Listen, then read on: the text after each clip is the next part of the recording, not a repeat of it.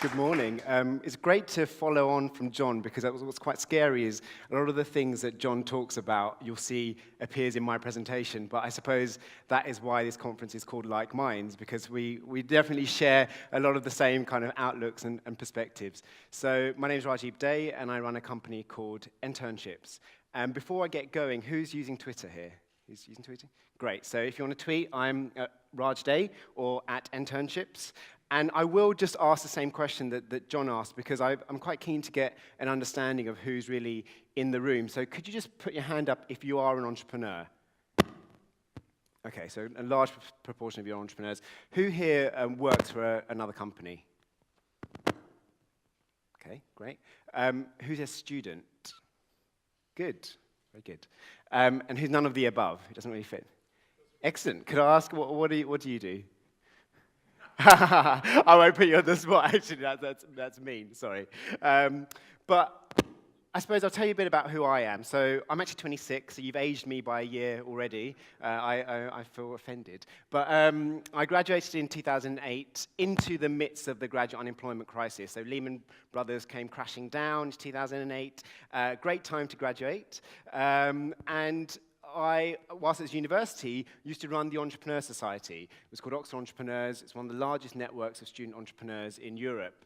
And I was faced with a really interesting situation, because I was in a fortunate position to have job offers both within banking and management consultancy, but I decided to do something which a lot of my friends thought was a bit stupid, which was decline those offers and decide to set up my own business and be an entrepreneur.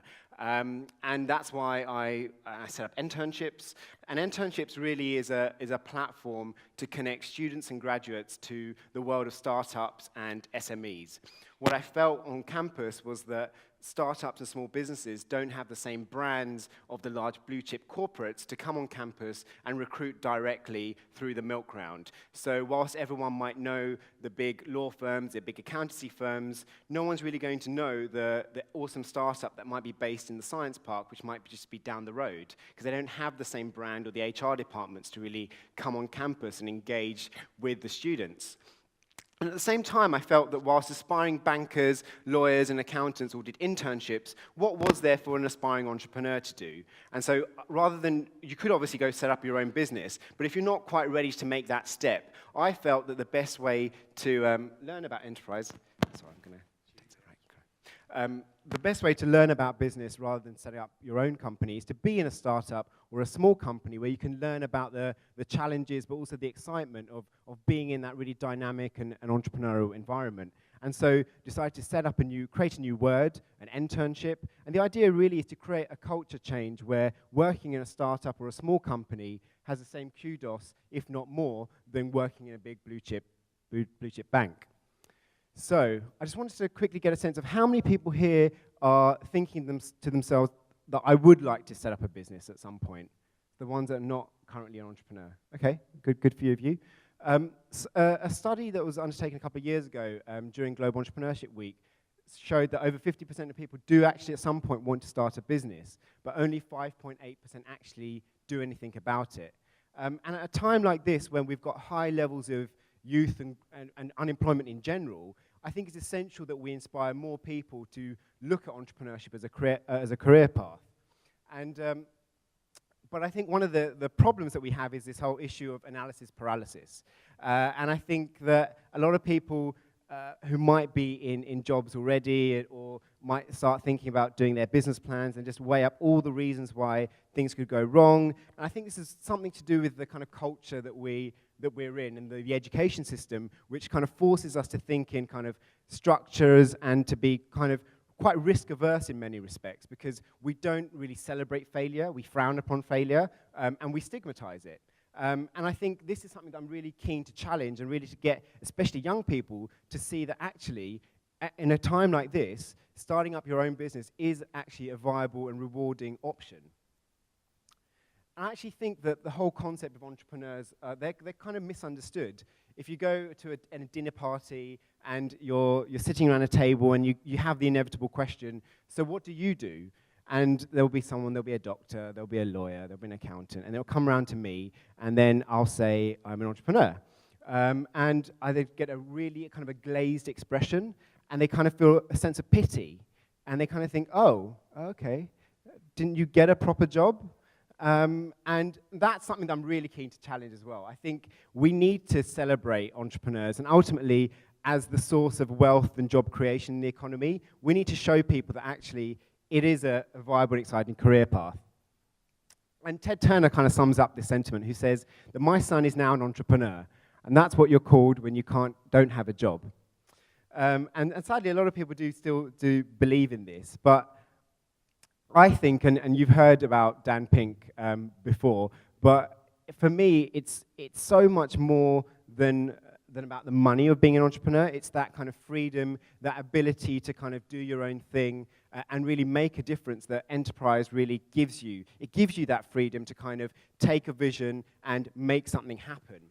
And if there was a study that was undertaken in Harvard, which looks at the kind of nature of work and how Gen Y in particular, when they're choosing where to go and work, they're looking for meaningful work where it's not just a job. They need a sense of purpose. And so when even the entrepreneurs in the room are thinking about how to attract young people, think about how you can give them that sense of autonomy, that sense of real purpose in what they're doing. Because ultimately, the attitudes of the young people entering the job markets are changing rapidly.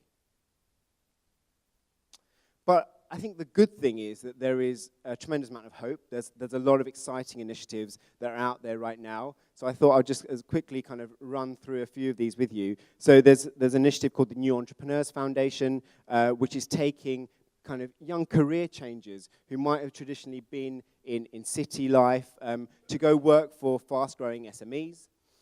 Startup Britain, which I'll talk about, is a national campaign that I co-founded along with 7 other entrepreneurs, launched by the Prime Minister last year. And it's really to create a national campaign to celebrate and accelerate entrepreneurship in Britain. So on startupbritain.org, it provides a marketplace for people to find out about the resources and the support that's out there, because there is a lot of stuff out there to support you on your entrepreneurial journey, but it can be quite daunting to kind of find that. So through Startup Britain, we're really there to showcase the amount of support, both from fellow entrepreneurs, but also from the corporates. So we have over 60 corporate partners that are looking at giving entrepreneurs support. There's NACU, which is the National Association of College and University Entrepreneurs. They work with students in colleges and universities through student enterprise societies to really develop more of an entrepreneurial mindset. So just as I mentioned, I used to run the Entrepreneur Society at Oxford, and that really gave me the sense of that kind of experience and exposure to enterprise early on, because running the Enterprise Society was very much like running my own business. I had a committee of 18 people. We had a budget of over £100,000 to manage, and this was money that I had to go out and find through corporate sponsorship so that we could make our events free. So I think it's really exciting that we're seeing more colleges and universities having these kind of societies, because it's important that we develop these entrepreneurial skills in young people whilst they're still studying. There's another new initiative called Entrepreneur First, and it's effectively like, who's heard of Teach First? Has anyone heard of Teach First? A few of you. So it's a scheme that helps graduates enter the world of entrepreneurship through a more structured program.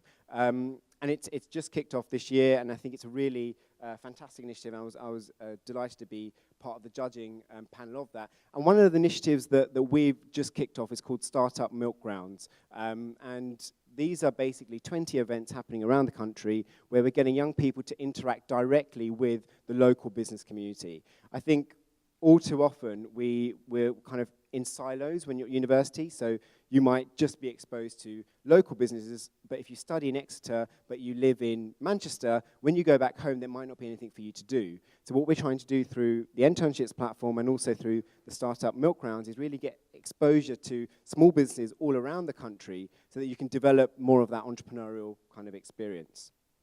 So Reid Hoffman from LinkedIn talks about entrepreneurship as jumping off a cliff and assembling the plane on the way down. And I think that is very much, it's been my kind of experience, where you kind of figure things out as you go along and you make lots of mistakes. And in all honesty, it is a daunting kind of experience, but at the same time, massively rewarding. So I suppose I could end by really asking you the question that how many of you are really ready to jump? Thank you very much.